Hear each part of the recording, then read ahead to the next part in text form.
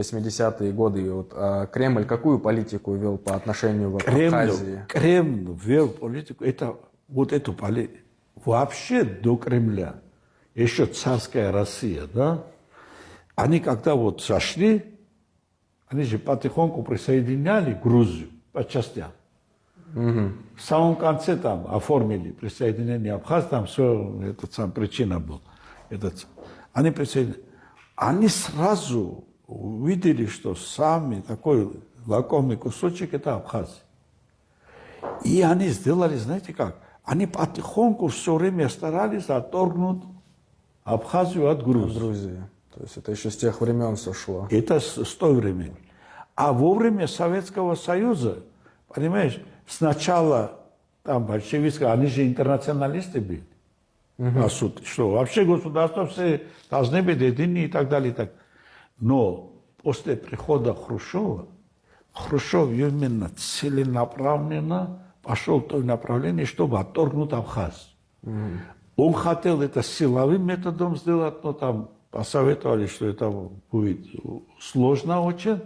Но он и Суслов был идеолог. Это они прямо работали над тем, чтобы Абхазию в правовом режиме отсоединить от Грузии. И особенно, когда вот началось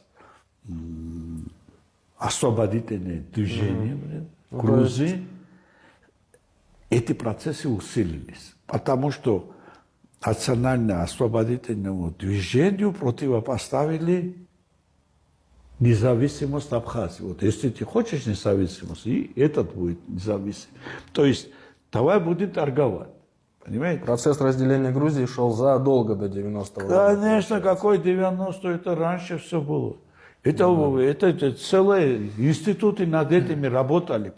Она была разработана так. Несколько вариантов разрабатывались.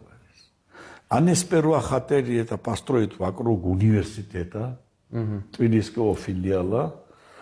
Ну, например, что есть Абхазский государственный университет.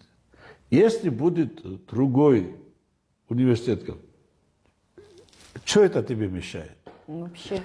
Но когда тебе говорят, что знаешь, что это для чего делают, это, во-первых, это не надо было делать. Это не надо было ни в коем случае сделать. Но в этом тоже было заложено. То, что противостояние должно быть. В этом способствовали, это целенаправленно. Заодно столкнули на это. Все целенаправленно. Сказали, что вот если этот филиал будет, тогда аннулируют Абхазский государственный язык. Как могли аннулировать? Но этот народ, который туда пришел, и вот это была потасовка июльская, 89-го года, они были уверены, что это именно так. Понимаете? Тянули всех. Да, чтобы это...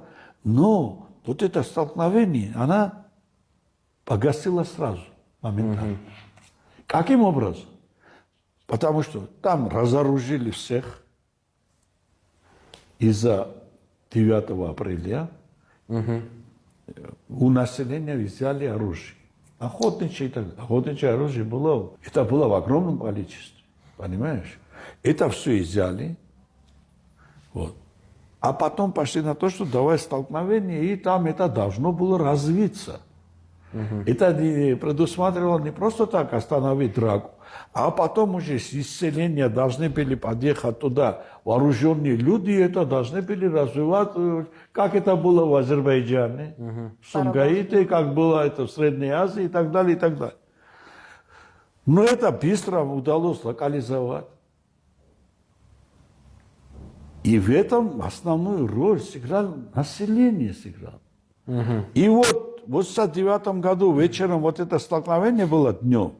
А к утру, понимаешь, эти абхазцы, которые приехали из Гагры, они остались в городе. А вокруг Сухуми же население грузинское в основном. А через грузинское, уже народ захватил из милиции вооружение, там вооруженные люди. Мы их вывели откуда? Через катера. Сураб Эркваня был первым секретарем, и там были катера, предоставили через это, чтобы не было распространения. После этого там появились грузины, которые сказали, вот смотри, они что готовили, говорят, там сказали, что вот метку сделали на каждую этот самый, где живет грузин, чтобы их надо было уничтожить. Давай мы сейчас вот там уже собрались грузины, у которых были мозги, и сказали, вы что делаете? Тебе кто-то наехал по морде, извините, за что-то. И ты сейчас хочешь отомстить другому, это не получится. Вот это мы получили,